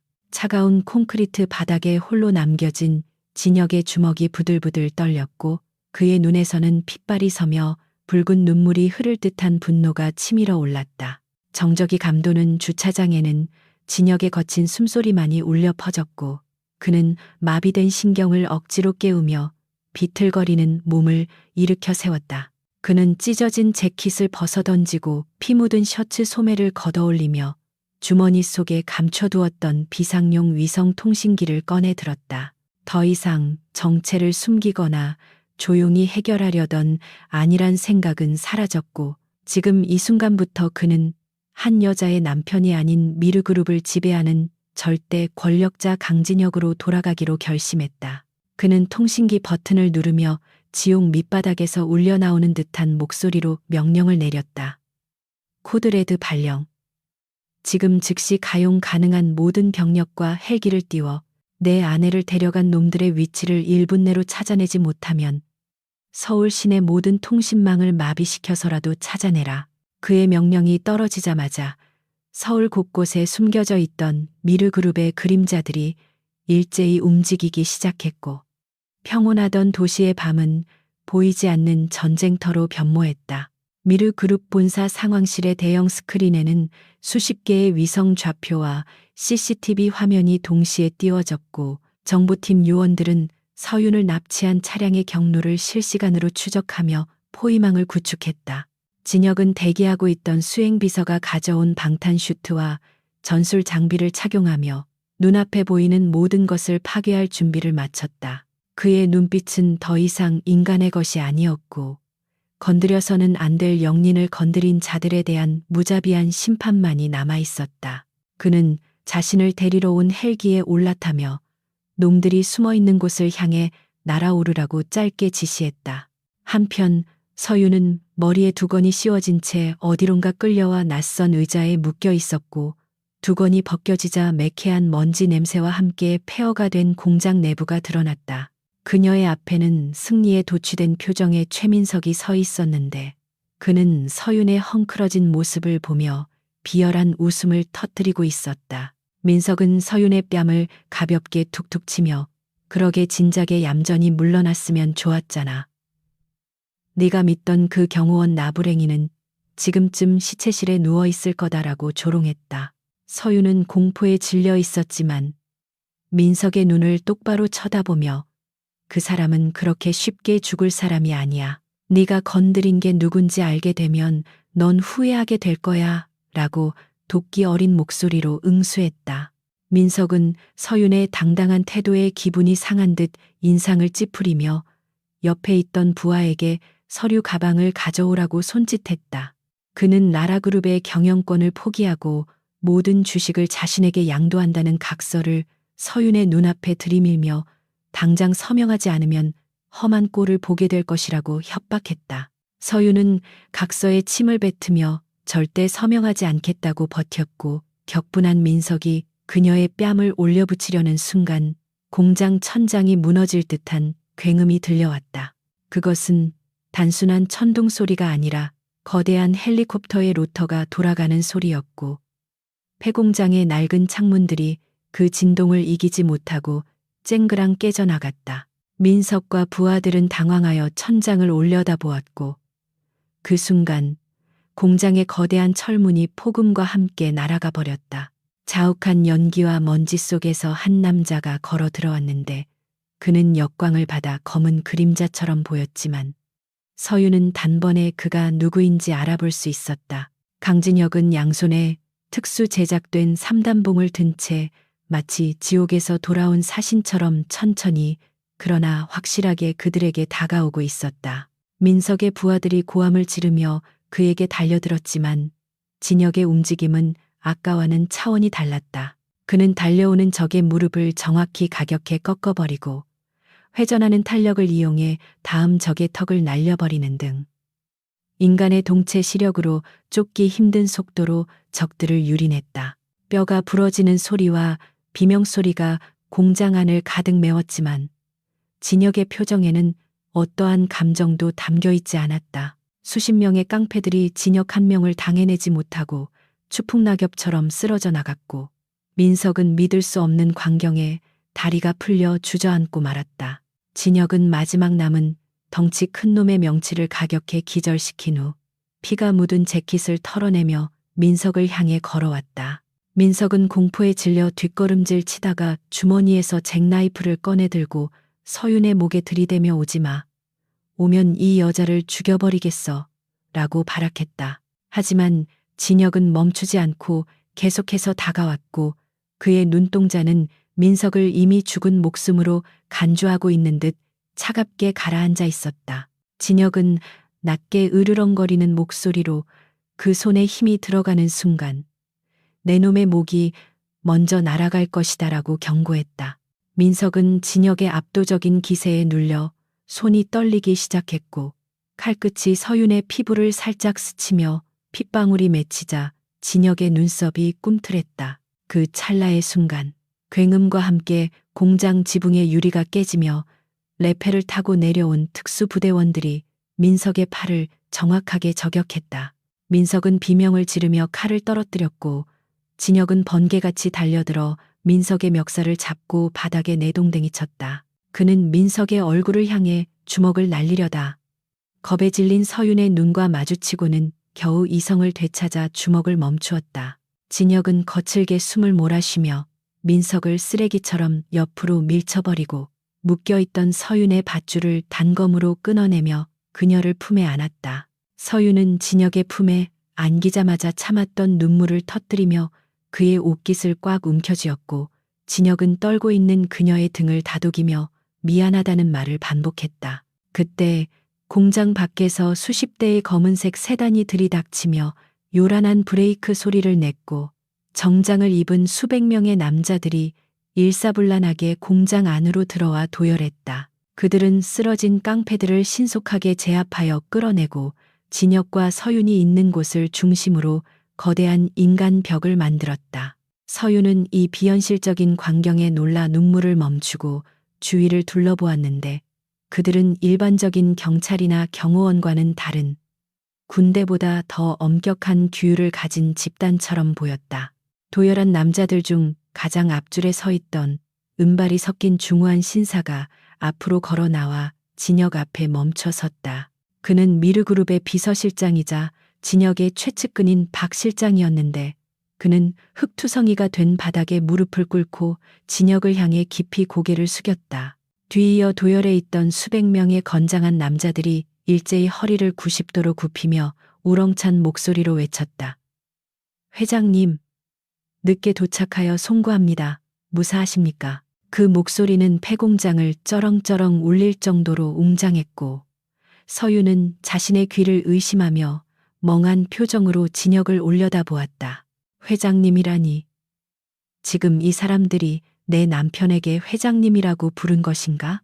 진혁은 서윤의 놀란 시선을 느끼며 곤란한 표정을 지었지만 더 이상 숨길 수 없다는 것을 알고 천천히 몸을 일으켰다. 그는 박 실장에게 손짓하여 일어나라고 지시한 뒤 차가운 목소리로 최민석과 그 일당들 하나도 남김없이 끌고 가서 법이 할 수 있는 모든 처벌을 받게 해. 그리고 배후에 있는 자들까지 모조리 찾아내서 내 책상 위에 보고서 올려라고 명령했다. 박 실장은 즉시 명 받들겠습니다라고 대답하며 신속하게 움직였고 진혁은 다시 서윤에게 시선을 돌렸다. 그의 눈빛은 방금 전에 냉혹한 지배자의 눈빛에서 다시 다정한 남편의 눈빛으로 돌아와 있었다. 그는 멍하니 서 있는 서윤의 손을 잡으며 이제 집으로 가자고 부드럽게 이끌었다.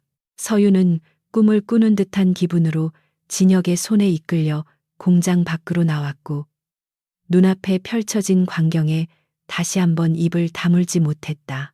공터에는 수대의 헬기가 프로펠러를 돌리며 대기하고 있었고 그 주위를 수십 대의 최고급 리무진이 호위하듯 감싸고 있었다. 이 모든 것이 오직 한 사람, 강진혁을 위해 움직이는 거대한 제국의 일부라는 사실이 서윤의 머릿속을 강타했다. 그녀는 자신이 고용한 가난한 경호원이 사실은 대한민국을 움직이는 거대 재벌의 총수였다는 충격적인 진실 앞에서 혼란스러워했지만 동시에 그가 자신을 위해 이 모든 것을 동원했다는 사실에 가슴이 벅차올랐다. 그녀는 진혁의 옆모습을 바라보며 이 남자가 가진 비밀의 깊이가 자신이 상상했던 것보다 훨씬 더 깊고 거대하다는 것을 깨달았다. 진혁은 서윤을 헬기에 태우며 헤드셋을 씌워주었고 헬기가 이륙하자 발 아래로 멀어지는 폐공장과 경찰차들의 불빛을 내려다보았다. 그는 이제 세상에 자신의 정체가 드러나는 것을 피할 수 없게 되었지만 후회는 없었다. 서윤이 무사하다면 미르그룹의 주가가 폭락하든 정체불명의 적들이 자신을 노리든 상관없었다. 그는 옆자리에 앉은 서윤의 손을 꼭 잡았고 서윤도 그의 손을 마주 잡으며 복잡한 눈빛으로 그를 응시했다. 엔진 소음 속에서 두 사람은 말없이 서로를 바라보았지만 그 눈빛 속에는 수많은 질문과 대답이 오가고 있었다. 이제 그들의 관계는 새로운 국면을 맞이하게 되었고 내일 아침이면 대한민국 전역이 이 거대한 스캔들로 뒤집어질 것이 분명했다. 헬리콥터의 로터 소리가 잦아들고 서울의 야경이 발 아래 까마득하게 멀어지는 동안 한서윤은 창밖을 응시하던 시선을 거두고 맞은편에 앉은 강진혁을 뚫어지게 바라보았다. 불과 몇 시간 전까지만 해도 자신에게 고용되어 월급을 걱정해야 할 경호원이라고 믿었던 남자가 대한민국 경제를 움직이는 거대한 미르그룹의 총수라는 사실은 도무지 현실감이 없었다. 그녀는 배신감과 안도감, 그리고 알 수 없는 서운함이 뒤섞인 복잡한 감정의 소용돌이 속에서 혼란스러워했고 진혁은 그런 그녀의 마음을 읽은 듯 굳게 담은 입술을 떼지 못하고 있었다. 그는 서윤이 느낄 충격을 충분히 이해하고 있었기에 섣부른 변명보다는 침묵으로 그녀가 상황을 받아들일 시간을 주는 것이 옳다고 판단했다. 헬기 내부의 어두운 조명 아래서 그의 옆모습은 고독한 제왕의 그것처럼 쓸쓸해 보였고 서윤은 문득 그가 가진 권력의 무게만큼이나 깊은 외로움을 감지할 수 있었다. 얼마나 시간이 흘렀을까? 서윤은 떨리는 목소리로 침묵을 깨며 왜 처음부터 정체를 밝히지 않았느냐고 물었고 그녀의 눈가에는 맺히지 못한 눈물이 그렁거리고 있었다. 진혁은 깊은 한숨을 내쉬며 그녀의 손을 조심스럽게 감싸 쥐었는데 그의 손은 거친 싸움의 흔적으로 상처투성이었지만 여전히 따뜻하고 단단했다. 그는 자신이 내부의 배신자를 찾기 위해 신분을 숨겨야만 했던 사정을 털어놓으며 처음에는 서윤을 이용해 자신의 위장을 완벽하게 하려 했던 비겁한 의도가 있었음을 솔직하게 고백했다. 하지만 그는 서윤과 함께 지내면서 그녀의 강인함과 순수함에 매료되었고 어느 순간부터는 연기가 아닌 진심으로 그녀를 지키고 싶어졌다고 나직하게 고백했다. 그의 진솔한 눈빛은 서윤의 얼어붙은 마음을 조금씩 녹였고 그녀는 그가 자신을 위해 목숨을 걸고 싸웠던 그 순간들이 거짓이 아님을 깨달았다. 다음 날 아침 대한민국 전역은 미르그룹 강진혁 회장의 정체와 그의 결혼 소식으로 발칵 뒤집혔고 모든 뉴스 채널은 이 세기의 로맨스를 앞다퉈 보도했다. 라라그룹 본사 앞은 취재진으로 인산인해를 이루었고 주가는 상한가를 치며 폭등하고 있었지만 정작 라라그룹 내부의 분위기는 폭풍 전야처럼 고요하고 살벌했다. 오늘 예정된 긴급 주주총회는 조희선과 최민석 세력이 서윤을 해임하고 경영권을 장악하기 위해 소집한 것이었지만 그들은 밤새 일어난 일들을 정확히 파악하지 못한 채 여전히 자신들의 승리를 확신하고 있었다. 최민석은 경찰서에 구금되어 연락이 두절된 상태였지만 조희선은 그가 성공적으로 서윤을 처리하고 잠적했을 것이라 믿으며 회심의 미소를 짓고 회의실 상석에 앉아 있었다. 그녀는 이제 눈엣 가시 같은 전처의 딸을 몰아내고 라라그룹을 자신의 손아귀에 넣을 생각에 부채질을 하며 여유를 부렸다. 주주총회가 시작되고 조희선의 측근 이사가 서윤의 해임안을 상정하려던 찰나 회의실의 육중한 문이 양쪽으로 활짝 열리며 수행원들의 호의를 받는 서윤이 당당하게 걸어 들어왔다. 그녀는 어제의 초췌한 모습은 찾아볼 수 없을 만큼 완벽하게 세팅된 정장 차림이었고 그녀의 뒤에는 강진혁이 미르그룹의 법무팀과 재무팀 임원들을 대동하고 위풍당당하게 따르고 있었다. 회의실 안에 있던 주주들과 임원들은 술렁거기 시작했고 조희선은 죽은 줄 알았던 서윤이 살아서 돌아온 것도 모자라 강진혁과 함께 나타나자 귀신이라도 본 듯 사색이 되었다. 진혁은 서윤의 옆자리가 아닌 주주들을 마주보는 중앙 단상으로 걸어 올라가 마이크를 잡았고 그의 등장만으로도 장내의 공기는 무겁게 가라앉아 숨소리조차 들리지 않게 되었다. 진혁은 좌중을 둘러보며 침착하고 위험 있는 목소리로 자신을 미르 그룹의 회장이자 라라그룹의 새로운 최대 주주라고 소개했다. 그는 밤사이라 그룹의 부실 채권과 유동성 위기를 해결하기 위해 천문학적인 자금을 투입하여 지분을 확보했으며 이를 통해 서윤의 경영권을 방어할 법적 권한을 획득했음을 선언했다. 주주들은 미르 그룹이라는 거대한 배경이 라라 그룹과 합쳐진다는 사실에 환호성을 질렀지만 조희선과 그 추종자들은 날벼락 같은 소식의 망연자실하며 서로의 얼굴만 쳐다보았다. 조희선은 떨리는 목소리로 이것은 불법적인 적대적 인수합병이라며 고래고래 소리를 질렀지만 진혁은 눈 하나 깜짝하지 않고 준비해온 자료를 스크린에 띄우라고 지시했다. 화면에는 조희선과 최민석이 공모하여 회사의 기밀을 빼돌리고 비자금을 조성한 증거들이 낱낱이 공개되기 시작했다. 스크린에 뜬 자료들은 그야말로 충격적이었는데 조희선이 페이퍼 컴퍼니를 통해 회사 돈을 횡령한 내역부터 경쟁사의 신제품 디자인을 팔아넘긴 이메일 기록까지 완벽하게 정리되어 있었다. 특히 최민석이 서윤을 함정에 빠뜨리기 위해 조작했던 회계 장부의 원본 파일이 공개되자 그동안 서윤을 의심했던 주주들은 경악을 금치 못하며 조희선을 향해 비난의 화살을 퍼부었다. 진혁은 차가운 미소를 지으며 이 모든 증거는 제 정보팀이 지난 몇 주간 밤낮 없이 수집한 것입니다. 여러분은 그동안 회사의 이익이 아닌 사리사욕을 채우는 기생충들에게 속고 있었습니다라고 일갈했다. 조희선은 얼굴이 불그락푸르락해져서 아니라고 발뺌하려 했지만 이미 기울어진 대세를 뒤집기에는 역부족이었다. 그녀는 자신이 파놓은 함정에 스스로 걸려들었음을 깨닫고 다리에 힘이 풀려 주저앉고 말았다.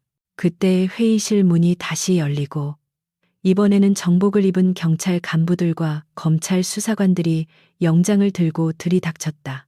그들은 횡령, 배임, 산업 스파이, 그리고 살인 미수교사 혐의로 조희선과 그 관련자들을 현장에서 긴급 체포하겠다고 고지했다.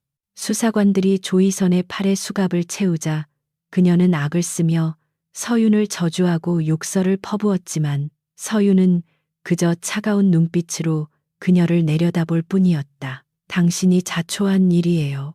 감옥에서 당신이 저지른 죄를 뼈저리게 반성하세요. 서윤의 마지막 말은 조이선의 가슴에 비수처럼 꽂혔고 그녀는 질질 끌려나가면서도 끝까지 추한 모습을 보였다. 회의실에 남은 사람들은 그 광경을 보며 권선징악의 결말의 전율을 느꼈고 서윤은 길었던 싸움이 드디어 끝났음을 실감하며 깊은 숨을 내쉬었다. 소란이 정리되고 회의실에 평온이 찾아오자 서윤은 다시 마이크를 잡고 흔들리는 임직원들과 주주들을 안심시키기 위한 연설을 시작했다. 그녀는 비록 회사가 큰 위기를 겪었지만 미르그룹과의 전략적 파트너십을 통해 라라그룹을 세계적인 패션 기업으로 성장시키겠다는 구체적인 비전을 제시했다. 그녀의 목소리에는 더 이상 두려움이나 망설임이 없었고 진정한 리더로서의 카리스마와 확신이 가득 차 있었다. 진혁은 단상 옆에서 그런 그녀를 흐뭇하게 바라보며 자신이 선택한 여자가 얼마나 대단한 사람인지 다시 한번 확인했다. 그는 자신이 전면에 나서서 해결할 수도 있었지만 서윤이 스스로 일어서서 자신의 왕국을 지키는 모습을 보여주는 것이 그녀에게 가장 필요한 선물이라고 생각했다. 주주총회가 성공적으로 끝나고 두 사람은 회장실로 돌아왔는데 텅 빈 사무실에는 묘한 정막과 함께 긴장이 풀린 나른한 공기가 감돌았다. 서윤은 창가에 서서 바쁘게 움직이는 도심의 풍경을 내려다보다가 천천히 뒤를 돌아 진혁을 마주 보았다. 당신 정말 무서운 사람이네요. 어떻게 이 모든 걸 준비했어요? 그녀의 질문에는 원망보다는 감탄과 고마움이 섞여 있었다. 진혁은 넥타이를 느슨하게 풀며 소파에 편안하게 기대앉아 내 여자를 지키려면 이 정도는 기본이죠. 그리고 당신이 무너지는 꼴을 볼 수 없었으니까요. 라고 장난스럽게 대답했다. 하지만 그의 눈빛만은 진지했고 서윤은 그에게 다가가 그의 앞에 섰다. 그녀는 잠시 망설이다가 손을 들어 그의 뺨을 어루만졌다. 서윤의 손길에 진혁은 눈을 감으며 그녀의 온기를 느꼈고 지난밤에 치열했던 전투와 긴장감이 눈 녹듯 사라지는 것을 느꼈다. 서윤은 고마워요.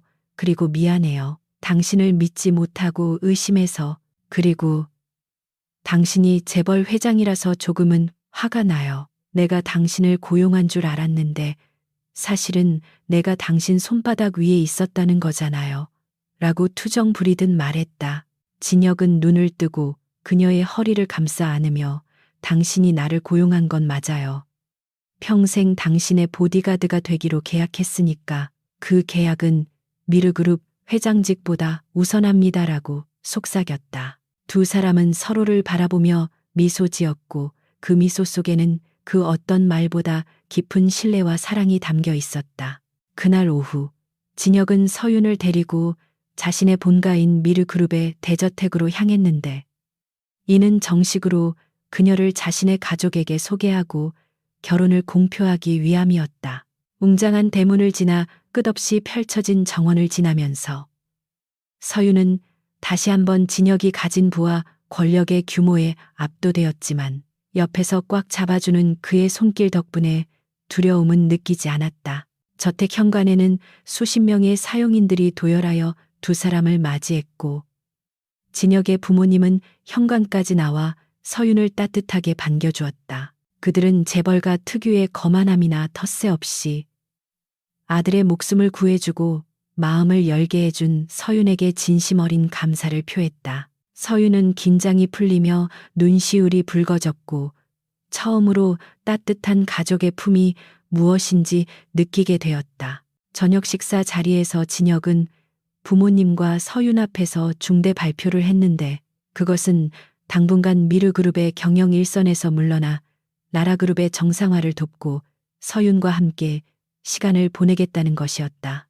그의 부모님은 놀란 기색을 보였지만 아들의 확고한 의지를 확인하고는 흔쾌히 동의하며 두 사람의 앞날을 축복해 주었다. 식사를 마치고 정원을 산책하던 두 사람은 밤하늘에 쏟아지는 별을 바라보며 나란히 걸었다. 진혁은 서윤의 어깨를 감싸며 이제 복수는 끝났어. 앞으로는 행복해지는 일만 남았어. 나와 함께 그 길을 걸어줄 거지? 라고 물었다. 서윤은 그의 가슴에 머리를 기대며 물론이죠. 당신이 내 보디가드인 한 나는 어디든 갈 수 있어요. 라고 대답했다. 하지만 평화로운 시간도 잠시 진혁의 비서실장으로부터 긴급한 보고가 들어왔는데 그것은 구치소로 이송되던 최민석이 호송버스 전복 사고를 틈타 탈주했다는 충격적인 소식이었다. 진혁의 표정은 순식간에 굳어졌고 서윤은 불안한 눈빛으로 그를 바라보았다. 쥐새끼 같은 놈이 마지막 발악을 하려 한다는 것을 직감한 진혁은 즉시 경호팀을 소집하고 서윤의 안전을 최우선으로 확보하라고 지시했다. 아직 끝나지 않은 악연의 고리를 완전히 끊어내기 위해 진혁은 다시 한번 사냥개의 본능을 깨우며 최후의 결전을 준비해야만 했다. 행복의 문턱에서 다시 찾아온 위기였지만 두 사람은 이제 혼자가 아니었기에 두려움보다는 결의에 찬 눈빛으로 서로를 바라보았다. 최민석의 탈주 소식은 평온을 되찾아가던 라라그룹과 미르그룹 양측에 찬물을 끼얹은 듯한 긴장감을 불러왔고 서울 시내 곳곳에는 검문 검색이 강화되어 삼엄한 분위기가 감돌았다. 강진혁은 즉시 서윤의 저택과 라라그룹 본사에 최고 수준의 보안 등급을 발령하고 미르그룹의 최정예 요원들을 24시간 교대 근무로 배치하여 물샐 틈 없는 방어막을 구축했다. 그는 민석이 잃을 것이 없는 상태에서 극단적인 선택을 할 가능성이 높다고 판단하여 서윤에게 당분간 외부 활동을 자제하고 안전 가옥으로 이동할 것을 권유했지만 서윤은 단호하게 고개를 저으며 거절했다. 그녀는 숨어 지내는 것은 패배자가 하는 짓이며 자신이 당당하게 자리를 지키고 있어야 직원들과 주주들이 동요하지 않을 것이라고 주장했다. 진혁은 그런 서윤의 강단 있는 모습에 걱정과 존경심을 동시에 느끼며 결국 그녀의 의사를 존중하되 자신의 그림자 경호를 더욱 강화하기로 결정했다. 며칠이 지나도 최민석의 행방은 묘연했고 폭풍 전야 같은 고요함 속에서 서윤은 평소처럼 회사로 출근하여 업무를 처리하며 의연함을 유지하려 했었다. 늦은 밤 직원들이 모두 퇴근하고 텅 빈 사무실에 홀로 남은 서윤은 창밖의 어둠을 응시하며 불안한 마음을 다잡고 있었는데 그때 갑자기 건물의 전력이 차단되며 사방이 암흑천지로 변해버렸다. 비상등의 붉은 불빛만이 희미하게 복도를 비추는 가운데 화재 경보기가 요란하게 울리기 시작했고 서윤은 직감적으로 최민석이 왔음을 깨닫고 몸을 굳혔다. 그녀는 진혁이 건네준 비상 호출 버튼을 누르려 했지만 통신 신호가 차단된 상태였고 사무실 문이 삐걱거리며 열리자 어둠 속에서 익숙하고도 끔찍한 실루엣이 나타났다. 청소부 복장을 한 최민석은 흉기를 든 채 광기 어린 눈빛으로 서윤을 노려보며 모든 것을 끝내러 왔다고 섬뜩하게 속삭였다. 민석은 서윤에게 다가가며 자신이 겪은 굴욕과 고통을 늘어놓았고 이 모든 것이 서윤과 진혁 때문이라며 저주를 퍼부었다. 그는 건물의 지하 주차장에 사제 폭발물을 설치했다는 거짓말까지 하며 서윤을 공포에 몰아넣으려 했지만 서윤은 떨리는 손을 뒤로 감춘 채 차분하게 그의 말을 받아치며 시간을 벌었다. 그녀는 민석에게 지금이라도 자수하면 목숨만은 부지할 수 있을 것이라고 설득하려 했지만 이미 이성을 상실한 민석에게 그 말은 불난 집에 기름을 붓는 격이었다. 민석이 흉기를 치켜들고 서윤에게 달려들려는 절체절명의 순간 깨진 창문을 통해 로프를 탄 검은 그림자가 들이닥치며 민석을 걷어찼. 유리 파편이 사방으로 튀며 민석이 바닥에 나뒹굴었고 달빛을 등지고 선 강진혁은 마치 지옥에서 올라온 심판자처럼 압도적인 살기를 뿜어내고 있었다. 진혁은 놀란 서윤을 자신의 등 뒤로 보호하며 바닥에서 비틀거리는 민석을 향해 감히 내 아내에게 손을 대다니 지옥행 급행열차를 예약했군이라며 낮게 으르렁거렸다. 민석은 악에 받쳐 흉기를 휘두르며 발악했지만 진혁은 그의 공격을 가볍게 피하며 손목을 꺾고 명치를 가격하여 단숨에 무력화시켰다. 이번에는 봐주지 않겠다는 듯 진혁의 주먹이 민석의 얼굴에 꽂힐 때마다 둔탁한 타격음이 울려 퍼졌고 민석은 고통에 몸부림치며 비명조차 제대로 지르지 못했다. 진혁은 완전히 전의를 상실한 민석의 멱살을 잡고 들어 올려 벽에 밀어붙이며 너 같은 쓰레기는 감옥에서 평생 썩는 것도 사치야. 네가 건드린 사람이 누구인지 그 대가가 얼마나 혹독한지 뼈저리게 후회하게 만들어 주마라고 차갑게 선고했다. 그때 비상전력이 복구되면서 사무실에 불이 켜졌고 엘리베이터 문이 열리며 무장 경찰 특공대와 미르그룹 보안팀이 들이닥쳐 현장을 장악했다. 피투성이가 된 채 바닥에 널브러진 민석은 경찰들에 의해 수갑이 채워져 질질 끌려나갔고 그는 끌려가면서도 서윤을 향해 악담을 퍼부었지만 더 이상 위협적으로 느껴지지 않는 패배자의 비명일 뿐이었다. 서윤은 그제야 긴장이 풀리며 다리에 힘이 빠져 주저앉았고 진혁은 달려와 그녀를 품에 안고 괜찮으냐고 끊임없이 물었다. 서윤은 진혁의 품에서 안도감의 눈물을 흘리며 고개를 끄덕였고 두 사람은 서로의 심장 박동을 느끼며 이 지긋지긋한 악연이 완전히 끝났음을 실감했다. 창밖에는 경찰차의 경광등이 번쩍이고 있었지만 두 사람의 마음속에는 비로소 평화가 찾아오고 있었다.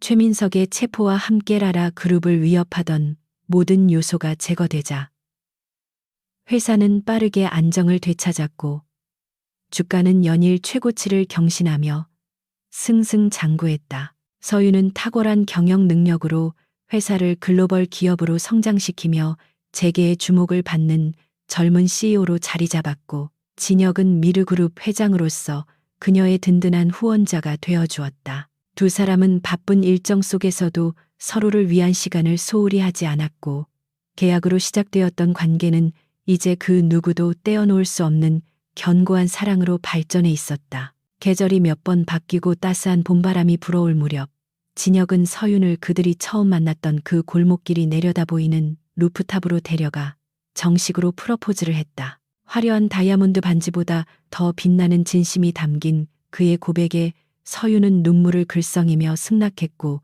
두 사람의 재혼 소식은 다시 한번 세상을 떠들썩하게 만들었다. 결혼식 당일 서울 최고의 럭셔리 호텔인 미르 호텔의 그랜드 볼룸은 대한민국 정재계 인사들과 해외 VIP들로 가득 찼고 식장은 마치 동화 속 궁전처럼 화려하게 꾸며져 있었다. 수천 송이의 생화로 장식된 버진 로드 입구에 서윤이 아버지의 손을 잡고 나타나자 하객들은 그녀의 눈부신 아름다움에 탄성을 질렀다. 순백의 웨딩드레스를 입은 서윤은 긴장된 표정이었지만 단상 위에서 턱시도를 입고 그녀를 기다리는 진혁을 보자 입가에 환한 미소가 번졌다. 진혁은 다가오는 서윤을 향해 손을 내밀었고 두 손이 맞닿는 순간 서로에게 전해지는 온기는 지난날의 시련과 고통을 모두 씻어내고 새로운 시작을 알리는 약속과도 같았다. 주례사 대신 두 사람이 서로에게 쓴 편지를 낭독하는 순서에서 하객들은 그들의 진솔하고 감동적인 사랑 이야기에 눈시울을 붉히기도 했다. 진혁은 맹세의 말에서 당신을 처음 만난 그 비오는 날 나는 당신의 보디가드가 되었지만 이제는 당신의 영원한 동반자이자 남편으로서 당신의 모든 순간을 지키겠습니다라고 힘주어 말했다. 서윤 또한 떨리는 목소리로 복수를 위해 당신을 이용하려 했던 이기적인 저를 사랑으로 감싸준 당신에게 평생 갚을 수 없는 사랑으로 보답하겠습니다라고 답했다.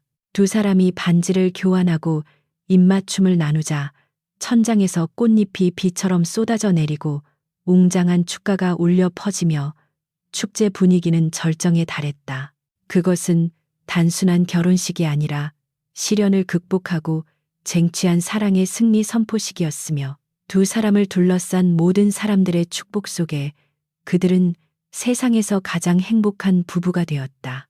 결혼식 후 이어진 피로연에서 진혁은 서윤의 손을 잡고 하객들에게 인사를 다니며 시종일관 미소를 잃지 않았고 그 모습은 평소 냉철한 카리스마를 보여주던 미르그룹 회장과는 전혀 다른 다정한 애처가의 모습이었다.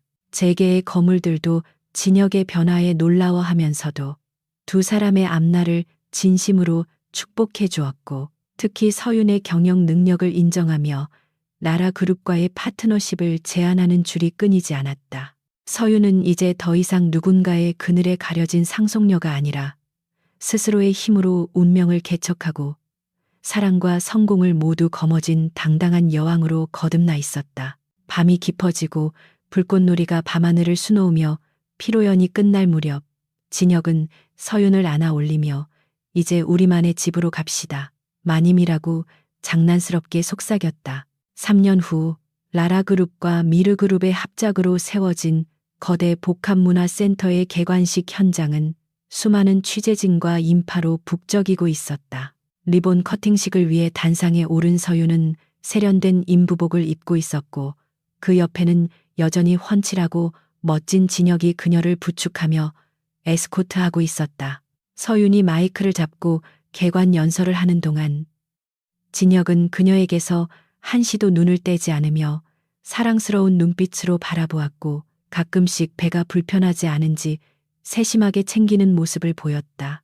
사람들은 그 모습을 보며 역시 세기의 커플이라며 부러움을 감추지 못했고, 두 사람의 사랑은 시간이 지날수록 더욱 깊어지고 견고해진 듯 보였다.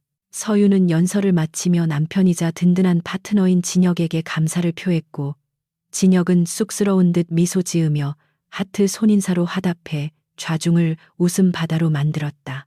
행사가 끝나고 집으로 돌아가는 차 안에서 서윤은 피곤한 듯 진혁의 어깨에 기대어 잠시 눈을 붙였다. 진혁은 운전기사에게 속도를 줄이라고 손짓하고 뒷좌석의 온도를 조절하며 서윤이 편안하게 쉴 수 있도록 배려했다. 잠결에 서윤이 웅얼거리며 "나 오늘 실수 안 했어요?" 라고 묻자 진혁은 그녀의 머리카락을 쓰다듬으며 "완벽했어. 당신은 언제나 최고야라고 속삭였다. 창밖으로는 그들이 함께 지켜낸 서울의 풍경이 평화롭게 스쳐 지나갔고, 차 안에는 두 사람의 규칙적인 숨소리와 함께 행복한 기운이 가득 차올랐다. 그들은 이제 과거의 아픈 기억들을 모두 잊고 곧 태어날 아이와 함께 그려나갈 미래를 꿈꾸며 하루하루를 감사하게 살아가고 있었다. 저택에 도착하여 차에서 내린 두 사람은 정원을 거닐며 산책을 즐겼는데, 밤하늘에는 별들이 쏟아질 듯 반짝이고 있었다. 서윤은 문득 발걸음을 멈추고 진혁을 올려다보며 "만약 그때 그 골목길에서 당신을 만나지 못했다면 내 인생은 어떻게 되었을까요?" 라고 물었다. 진혁은 잠시 생각에 잠기더니 "아마 내가 당신을 찾아냈을 거야. 운명이라는 건 피하려고 해도 결국 만나게 되어 있는 거니까." 라고 대답하며 그녀의 손을 꼭 잡았다. 서윤은 그 말에 환하게 웃으며 "그 운명이 당신이라서 정말 다행이에요. 내 영원한 보디가드님이라고 말했고, 진혁은 그녀의 이마에 입을 맞추며 "나도 당신이 내 의뢰인이라서 영광입니다. 회장님이라고 화답했다. 두 사람의 그림자가 달빛 아래 하나로 겹쳐지며 그들의 이야기는 영원히 끝나지 않을 해피엔딩으로 완성되었다.